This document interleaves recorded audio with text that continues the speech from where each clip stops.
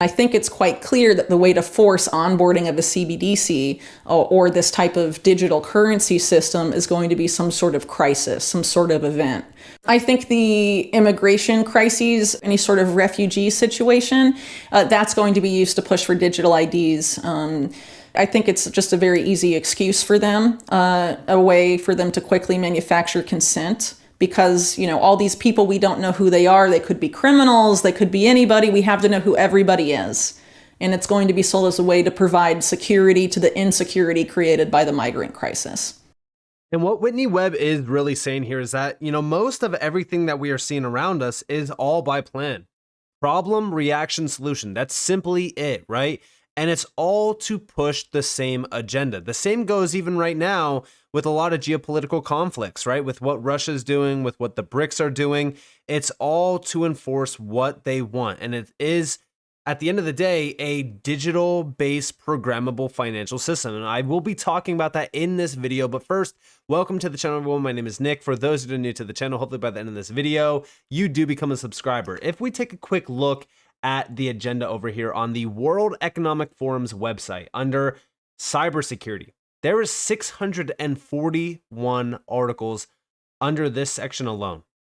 And a lot of this is also planning around major 3-letter agencies. We're talking about the FBI, the Fed, the IMF. I mean, the list goes on, even the CIA. And it's very interesting. It's very comical that when you actually look beyond, the face value card of things, you could start to see the real agenda. You could start to see the real plan behind almost everything that we see in the world. And even over here, we have World Economic Forum officials warn global instability could lead to catastrophic cyber event. The reason why I'm bringing this up is because just like what Whitney Webb is saying, yeah, we need some sort of major event that pushes us into this this new system, this reset, if you will, of the system. And even over here, we have, going back to 2021, Cyber Polygon, Cyber Pandemic Simulation by the World Economic Forum. That's right, the same World Economic Forum that has over 641 articles under the cybersecurity tab, the same World Economic Forum that told you that a cyber pandemic is going to be hitting, that's going to be larger than anything that we've ever seen in history. But also listen closely to this video clip from Whitney Webb as well, outlining this. And U.S. intelligence, or really any intelligence agency today, can frame anyone they want for a cyber attack. We know this from one of the last WikiLeaks releases called Vault 7, where it revealed that among the CIA's hacking tools were the ability to place the fingerprints of adversary states, or really any group they wanted, into hacks that were actually conducted by the CIA itself. Basically a tool to create cyber false flags for any purpose.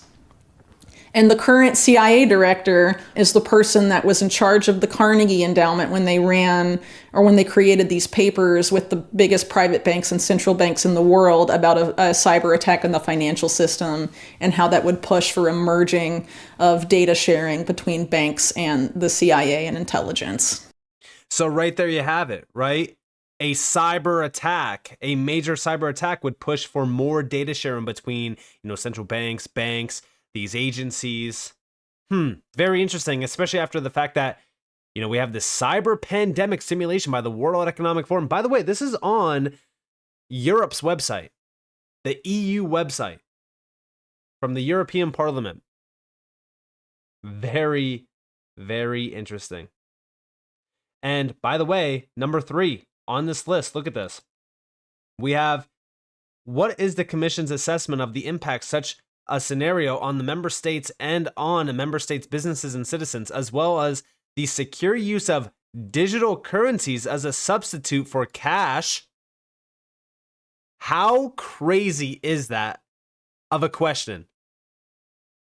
The secure use of digital currencies as a substitute for cash under a cyber pandemic simulation by the World Economic Forum. By the way, another big event that could very well push us into a massive reset and ultimately a financial lockdown is the collapse of banks as we know it. And when we look at the performance of major banks, Look at how red this is. Year to date, major problems are happening right now around the banking financial system. And even here we have the regional banks as well. The banking landscape is not having a good time year to date. Savings banks as well. I mean, this is a very significant outlook when it comes to the major banks, savings banks, regional banks. Having your money parked in banks right now is just not safe. I've outlined this on multiple occasions. It is not safe. Now, also, Kabaisi letter. Check this out.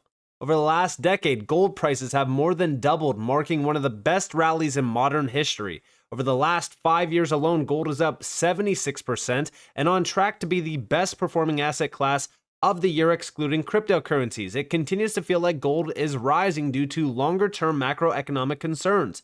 Particularly the US debt crisis and inflation are in focus. Since the pandemic, US national debt has soared by $12 trillion, while the US dollar lost 25% of its value.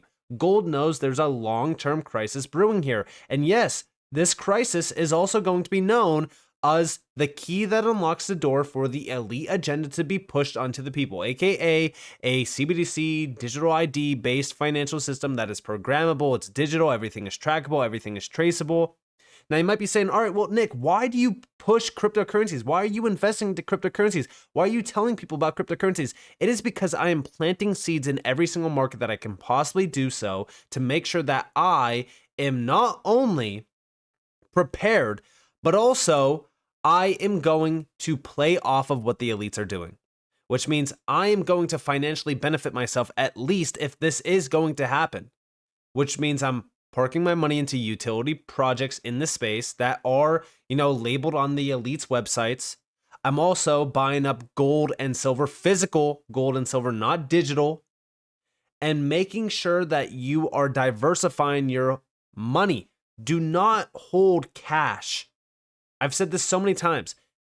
Cash right now is constantly losing its value. And at a time of a crisis, you want to be parked into things like gold and silver that have relatively major value during crises. Now, also, it doesn't hurt to have cash, a nice percentage to, for emergencies, to get you by, whatever the case may be. Cash is always a good thing to have, but not in excess.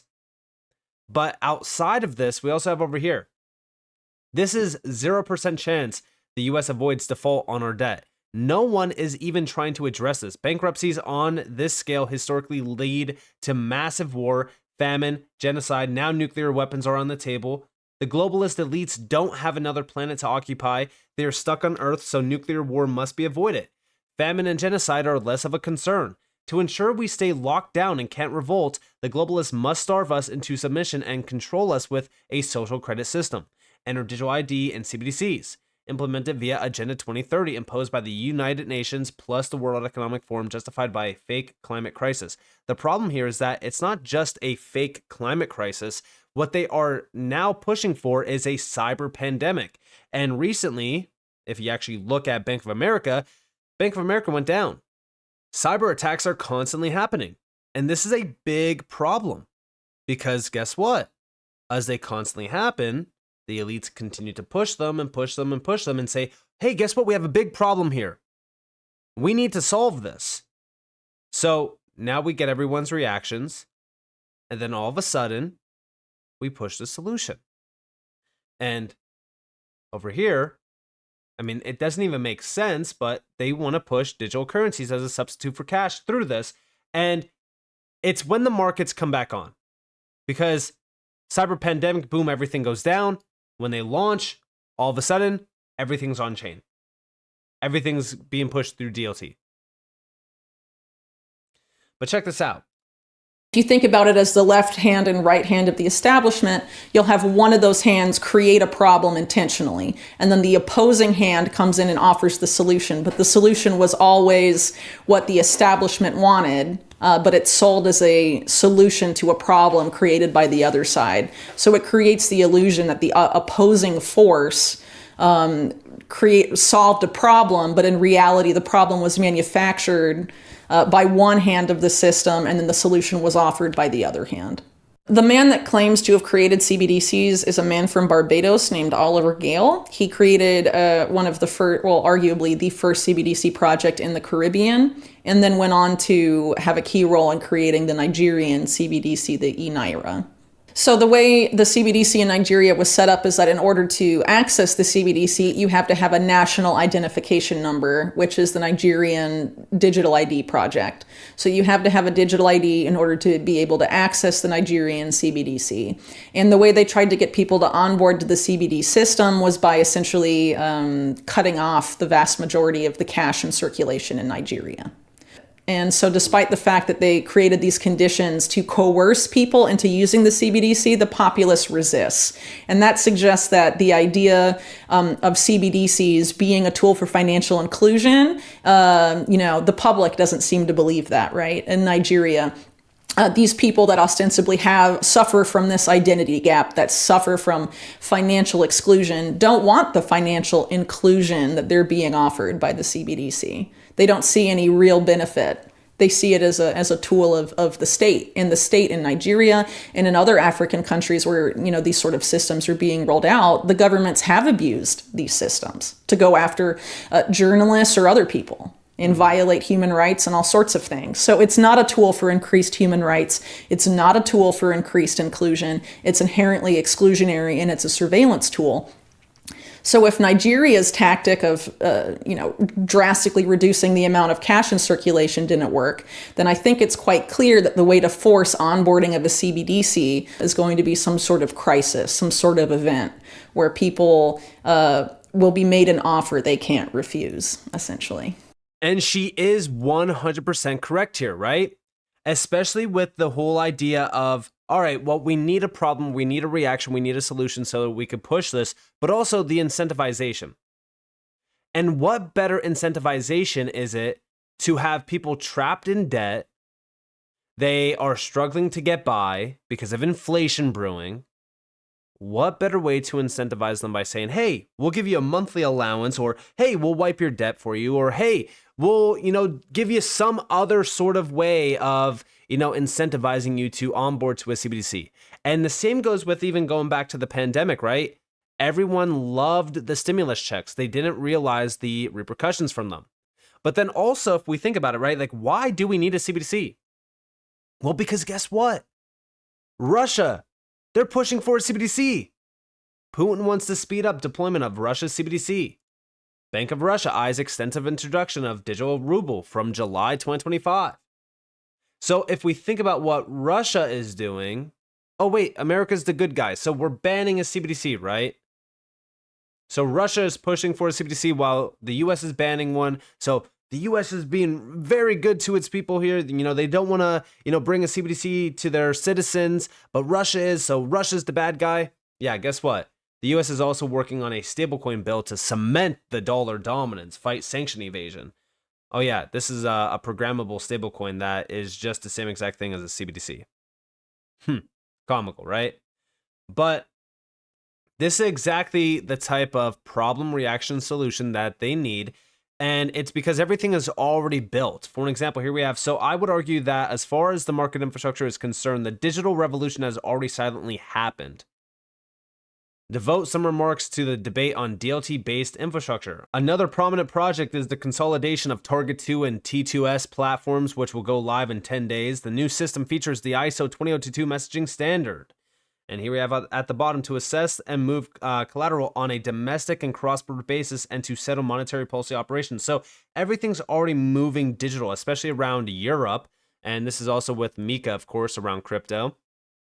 But also, Association of Banks, more than 600 government institutions adopt electronic payments. Interesting.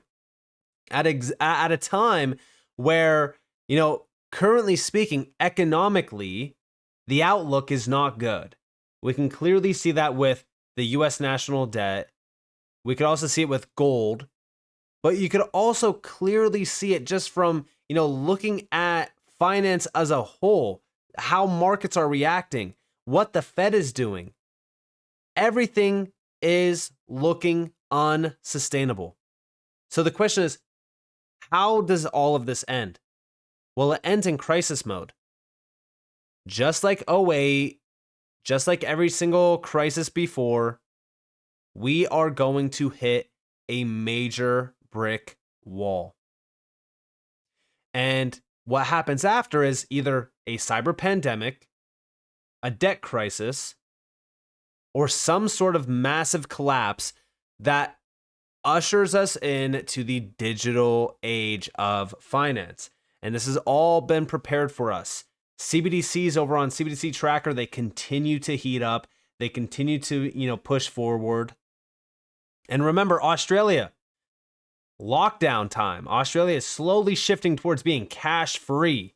More than $1 billion worth of notes have disappeared from circulation in the past 12 months. This goes all the way back to September of 2023, a whole year ago. The media makes it sound like a good thing. However, this is the first step towards a CBDC in Australia, which will enable government control over every aspect of their lives. Check it out. Australia is slowly shifting towards being cash-free. More than $1 billion worth of notes have disappeared from circulation in the past 12 months. It follows the Commonwealth Bank's decision to start trialling cashless branches across Sydney. Economists say a cashless society will hurt criminals on the black market, but will make life more difficult for the elderly who rely on notes and coins. Australia. And of course, they are going to market the, digital society as a good thing. Oh, criminals will no longer be able to, transact. They'll cease operations, and this is going to drop, financial crimes and things like this. It's going to be, so much positive news around, going into a cashless society. But the problem here, and the biggest thing to really kind of focus on, is how all of this is being accelerated, and it's all through geopolitical conflict. It's all through, major crises. And the big thing to focus on is, what are they trying to push now? A lot of it is around cyber attacks. And the second that we start to see these big events happen, what happens next is the green light to the system. But first, they need some sort of major lockdown, some sort of massive financial lockdown. The banks are going to go down. Everything's going to get shut off. The best way to do a complete financial lockdown is through a cyber attack. And they're going to say, hey, this was this guy, it was this nation, it was that nation. And they're going to point the finger at either, Russia, China, you name it. And from that point on, we're going to go digital. Everything will be digital. CBDCs will be the thing that everyone transacts in. Cash will no longer be, valuable. It'll have no use. And it's the same exact thing that's happening right now around the world. A lot of these currencies are being devalued. And it's happening constantly. So we need to wake up. We need to wake up and open our eyes to what's actually happening here. So with that being said, I hope that you guys enjoyed this video. If you guys did, definitely leave a like, subscribe, to notifications on because more free content. You guys are more than welcome to follow me on Twitter and join the free Discord down in the description below. And with that being said, guys, it's been Nick. Thanks for watching. Peace out.